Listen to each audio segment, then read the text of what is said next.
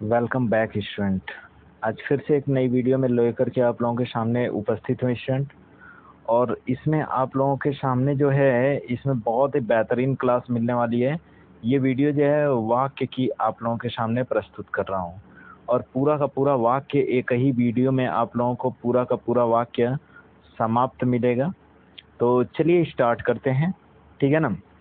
अच्छा, इसमें जो है यह वाक्य की वीडियो है और वाक्य में आप लोगों के सारे पार्ट मैं करवा दूंगा, ठीक है ना। और इस वीडियो पे आखिरी तक बने रहिएगा, बीच में बहुत मजा आने वाला है। तो आप लोग मिलते रहिएगा, ठीक है ना। और आप लोग बिल्कुल साथ साथ नोट्स बुक लेकर के बैठिए, बाकी आप लोग स्क्रीनशॉट भी कर सकते हो, कोई दिक्कत नहीं है, ठीक है ना। तो चलिए आगे बढ़ते हैं और इसी के साथ और आप लोग देखिएगा। चलिए टॉपिक पे आगे बढ़ते हैं स्टूडेंट। टॉपिक है जैसा कि आप लोग देख रहे हो वाक्य। वाक्य किसे कहते हैं? तो वाक्य किसे कहते हैं, तो सबसे पहले अगर मैं बात करता हूँ वाक्य किसे कहते हैं, तो वाक्य किसे कहते हैं स्टूडेंट देखिएगा, शब्द, ठीक है ना। सबसे पहली चीज आती है, वाक्य से पहले भी चीज आ जाती है कि शब्द। शब्द क्या होता है, ठीक है ना। तो ध्यान से समझिएगा, वर्णों के सार्थक समूह को क्या कहते हैं? शब्द कहते हैं। वर्णों का सार्थक समूह जिससे कि पूर्ण अर्थ प्रकट हो तो क्या कहलाता है? शब्द कहलाता है। जैसे कि यहाँ पे मैं लिख रहा हूँ महल। देखो वर्णों का यह क्या है, कई ठो वर्ण म, ह और ल, ये मिल करके तीनों क्या बना? सार्थक समूह बना। तो यह क्या हो जाएगा? यह आपका शब्द कहलाएगा। चलिए आगे बढ़ते हैं स्टूडेंट, ठीक है। चलिए आगे बढ़ते हैं। अब बात आती है वाक्य। वाक्य किसे कहते हैं? तो सार्थक शब्दों का व्यवस्थित समूह जिसे अपेक्षित अर्थ प्रकट हो तो उसे हम क्या कहते हैं? उसे वाक्य कहते हैं, ठीक है ना। सार्थक शब्दों का व्यवस्थित समूह जिससे कि अपेक्षित अर्थ प्रकट हो तो उसे हम क्या कहते हैं? उसे वाक्य कहते हैं। वाक्य कितने प्रकार के होते हैं? तो वाक्य के अगर मैं अंग की बात कर रहा हूँ या फिर प्रकार की बात कर रहा हूँ तो यह कितने, देखो वाक्य के प्रकार तो बात अलग हो जाएगी, लेकिन वाक्य के अंग कितने होते हैं? तो ये दो होते हैं। कौन कौन से? उद्देश्य, जिसको अंग्रेजी में क्या बोलते हैं? सब्जेक्ट बोलते हैं, ठीक है ना। विधेय, जिसको क्या बोलते हैं? प्रेडिकेट बोलते हैं, ठीक है ना। तो समझिएगा यहाँ पर, ठीक है। इसको क्या बोलते हैं? प्रेडिकेट बोलते हैं, इसको सब्जेक्ट बोलते हैं। समझ में बात आई? चलिए आगे बढ़ते हैं, अगला देखते हैं। तो सबसे पहली चीज की उद्देश्य क्या हो जाता है स्टूडेंट? तो उद्देश्य ध्यान से समझिएगा, ये वाली उद्देश्य की डेफिनेशन है। जिसके बारे में कुछ बताया जाए तो उसे क्या कहते हैं? उद्देश्य कहते हैं। मतलब कि अगर किसी के बारे में कोई बात बताई जा रही है तो वह क्या कहलाता है? उद्देश्य कहलाता है, ठीक है ना। जैसे अगर मैं कहूँ कि रमेश रमेश गा रहा है, रमेश गा रहा है, ठीक है ना। रमेश गा रहा है, तो यह क्या हो जाएगा? यह स्टूडेंट इसमें अब देखिएगा, इसमें उद्देश्य क्या है? तो इसमें उद्देश्य क्या हो जाएगा? रमेश हो जाएगा। समझ में बात आ रही है ना। तो इसमें उद्देश्य क्या हो जाएगा? रमेश हो जाएगा। बाकी जो होगा यह विधेय के पार्ट हैं।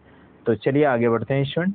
अगला आप लोग देख सकते हैं, तो अगला आप लोगों का विधेय का दिया हुआ है, ठीक है ना। ये विधेय की डेफिनेशन है, ठीक है। क्या है? उद्देश्य के बारे में जो कुछ भी कहा जाता है, उद्देश्य के बारे में जो कुछ भी कहा जाता है तो उसे हम क्या कहते हैं? उसे विधेय कहते हैं, ठीक है ना। उद्देश्य के बारे में जो कुछ भी कहा जाता है तो उसे हम क्या कहते हैं? उसे विधेय कहते हैं। चलिए आगे बढ़ते हैं। अगला टॉपिक है आप लोगों के सामने। देखो क्या होता है विधेय और उद्देश्य। देखो यहाँ पर उदाहरण दिया हुआ है, ठीक है ना।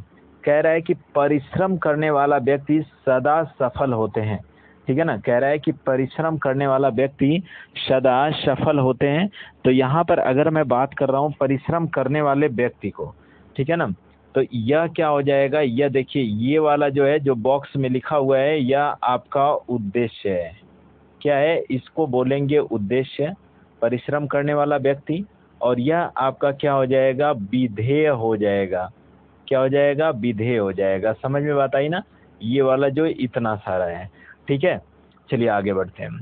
तो आई होप दैट कि आप लोगों को समझ में आ रहा होगा, ठीक है। इसमें आगे बढ़ते हैं। अब देख लेते हैं स्टूडेंट, ठीक है। वाक्य के भेद। वाक्य के भेद कितने होते हैं? तो वाक्य के भेद जो है अर्थ के आधार पर 8 प्रकार के होते हैं। कभी कभी क्वेश्चन पूछ लेता है कि वाक्य के भेद कितने होते हैं। देखो अंग पूछेगा तो कितने प्रकार के? 2 प्रकार के। अगर भेद पूछेगा अर्थ के आधार पर तो कितने प्रकार? 8 प्रकार के। अगर रचना के आधार पर पूछेगा तो कितने प्रकार के? तो यह 3 प्रकार के होते हैं। ये 3 क्वेश्चन तो यहीं से बन गए, ठीक है ना? समझ में बात आ रही है ना? तो ये चीज़ें हो जाती हैं। चलिए आगे बढ़ते हैं स्टूडेंट, ठीक है। आई होप दैट कि आप लोगों को बेहतरीन समझ में आ रहा होगा। चलिए आगे बढ़ते हैं। देखो, वाक्य के भेद जो होते हैं अर्थ के आधार पर कितने? तो 8 प्रकार के होते हैं, ठीक है। और इसमें पहला जो आ जाता है विधानवाचक वाक्य, जिसको कि असर्टिव सेंटेंस कहते हैं अंग्रेजी में।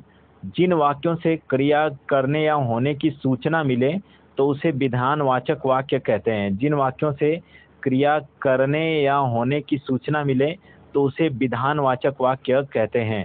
जैसे अगर मैं उदाहरण देखता हूँ तो पहला उदाहरण देखिएगा, यहाँ पर सूचना प्राप्त हो रही है कि वर्षा हो रही है। देखो ये इसमें लिखा हुआ है ना कि वर्षा हो रही है, तो यहाँ पर क्या प्राप्त हो रही है? सूचना मिल रही है हमें, ठीक है ना। अब यहाँ पर आगे हम लोग देख लेते हैं, मैंने दूध पी लिया, ये अभी मैं किसी को सूचित कर रहा हूँ, तो यह आपका क्या हो जाएगा? यह आपका विधानवाचक वाक्य हो जाएगा। चलिए आगे बढ़ते हैं स्टूडेंट। अगला आपका दिया हुआ है दूसरा पॉइंट, दूसरा नंबर पे कौन सा आता है? तो निषेधवाचक वाक्य आता है, जिसको कि निगेटिविटी सेंटेंस कहते हैं, निगेटिव सेंटेंस कहते हैं, ठीक है ना। जिन वाक्यों से कार्यों के न होने का बोध होता है तो उसे क्या कहते हैं? उसे निषेधवाचक वाक्य कहते हैं। जिन वाक्यों से कार्यों के न होने का बोध होता है तो उसे निषेधवाचक वाक्य कहते हैं। जैसे मैंने खाना नहीं खाया, यह क्या हो जाएगा? यह निषेधवाचक। देखो नहीं आ गया ना, तो यह नकारात्मक वाक्य हो गया, अर्थात यह कौन सा हो जाएगा? निषेधवाचक वाक्य हो जाएगा। चलिए आगे बढ़ते हैं। जैसे दिया हुआ है तुम मत लिखो, तो मैंने यहाँ पर देखो, यहाँ पर मत आया, यह भी न से संबंधित है, तो यह भी क्या हो जाएगा? यह आपका निषेधवाचक वाक्य हो जाएगा। चलिए आगे बढ़ते हैं स्टूडेंट। और इसी के साथ आप, आई होप दैट कि आप लोगों को समझ में आ रहा होगा। अगर समझ में आ रहा होगा तो वीडियो को लाइक कर दीजिएगा और चैनल को सब्सक्राइब कर दीजिएगा स्टूडेंट। चलिए आगे बढ़ते हैं। दिया हुआ है कि आज्ञावाचक वाक्य, आज्ञावाचक वाक्य किसे कहते हैं? तो जिन वाक्यों से आज्ञा, उपदेश, प्रार्थना का बोध होना पाया जाता है तो उसे आज्ञावाचक वाक्य कहते हैं। जैसे मोहन तुम बैठ कर पढ़ो, देखो मैंने क्या किया? मैंने किसी को आज्ञा दिया, मोहन तुम बैठ कर पढ़ो, ठीक है ना। बड़ों का सम्मान करो, तो यह क्या है? यह आज्ञावाचक वाक्य है, ठीक है ना। वहाँ जाओ, यहाँ मत बैठो, ठीक है ना। अगर मैं ऐसे बोल रहा हूँ यहाँ पे मत बैठो, वहाँ जाओ, तो ये सारे के सारे वाक्य क्या हो जाएंगे? आज्ञावाचक वाक्य हो जाएंगे। चलिए आगे बढ़ते हैं स्टूडेंट। और इसी के साथ बहुत ही बेहतरीन तरीके से आगे बढ़ रहे हैं, ठीक है ना। जैसे अगला दिया हुआ है चौथा, तो चौथा प्रश्नवाचक वाक्य आप लोगों के सामने दिया हुआ है। जिन वाक्यों से किसी प्रकार का प्रश्न पूछा जाए तो उसे प्रश्नवाचक वाक्य कहते हैं। जिन वाक्यों से किसी प्रश्न का पूछा जाना पाया जाता है तो उसे प्रश्नवाचक वाक्य कहते हैं। चलिए आगे बढ़ते हैं। और अगला आप लोगों के सामने दिया हुआ है इसका उदाहरण आ जाता है स्टूडेंट। उदाहरण जैसे तुम क्या कर रहे हो, यहाँ पर आया क्या शब्द, इसका मतलब प्रश्न पूछने का बोध हो रहा है, तो यह आपका क्या हो जाएगा? प्रश्नवाचक वाक्य हो जाएगा। यहाँ पर देखो कहाँ आया है, रमेश कहाँ गया, तो यह भी क्या हो जाएगा? यह आपका प्रश्नवाचक वाक्य में आ जाएंगे, ठीक है ना। चलिए इच्छावाचक वाक्य, जिन वाक्यों से सामान्यतः इच्छा, आशीर्वाद, शुभकामनाएं इत्यादि का बोध होता है तो उसे इच्छावाचक वाक्य कहते हैं। जैसे यहाँ पर तुम्हारा कल्याण हो, देखो मैंने क्या किया? किसी को आशीर्वाद, अगर आप किसी को आशीर्वाद दे रहे हो तो यह क्या हो जाएगा? यह इच्छावाचक वाक्य होते हैं। कुछ पॉइंट नोट करते रहिएगा, ठीक है ना। और तुम्हारी यात्रा मंगलमय हो, यह भी मैं क्या कर रहा हूँ? अनुकंपा कर रहा हूँ, तो यह क्या हो जाएगा? यह भी आपका इच्छावाचक वाक्य हो जाएगा, ठीक है ना। चलिए छठे नंबर पे हम लोग देख लेते हैं। छठे नंबर का विस्मयवाचक वाक्य है, यानी विस्मय सूचक वाक्य होगा, ठीक है ना। यह ऐसे वाक्य होते हैं जो सामान्यतः आश्चर्य, ध्यान दीजिएगा इन शब्दों पर, आश्चर्य, घृणा, शोक आदि का बोध कराते हैं तो उन्हें क्या कहते हैं? उन्हें विस्मय सूचक वाक्य कहते हैं।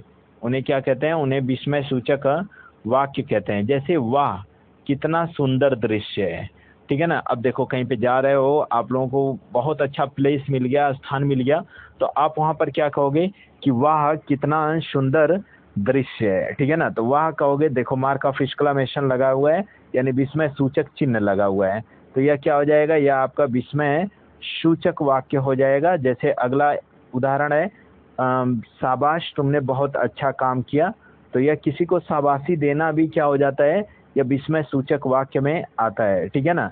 चलिए आगे बढ़ते हैं स्टूडेंट। अगला आप लोगों के सामने है पांचवा, ठीक है ना, पांचवा स्लाइड देखते हैं, और टॉपिक नंबर 7, संदेहवाचक वाक्य। ये ऐसे वाक्य होते हैं जिसे संदेह होगा, यह संदेश नहीं संदेह होगा, संदेह तथा संभावना व्यक्त होता है, तो उससे क्या कहते हैं, संदेहवाचक वाक्य कहेंगे। जैसे उदाहरण दिया हुआ है, वह आ रहा होगा, ये वहाँ नहीं, या वह आ रहा होगा, ठीक है ना, पर मुझे क्या मालूम। देखो संदेह का होना पाया जा रहा है ना, और जैसे ही संदेह का होना पाया गया, वह क्या हो जाएगा, यह आपका संदेहवाचक वाक्य हो जाएगा, ठीक है ना। इसके बाद आपका संकेतवाचक वाक्य हो जाएगा, ठीक है ना, संकेतवाचक वाक्य हो जाएगा। देखो दिया हुआ है कि आपका संकेतवाचक वाक्य, ठीक है ना, तो जहाँ एक क्रिया का होना दूसरी क्रिया पर निर्भर करता है, तो उसे क्या कहते हैं, उसे संकेतवाचक वाक्य कहते हैं, ठीक है ना। जहाँ एक क्रिया का होना दूसरी क्रिया पर निर्भर करता है, तो उसे संकेतवाचक वाक्य कहते हैं। जैसे देखो यहाँ पर, यदि परिश्रम करोगे तो अवश्य सफल होगे।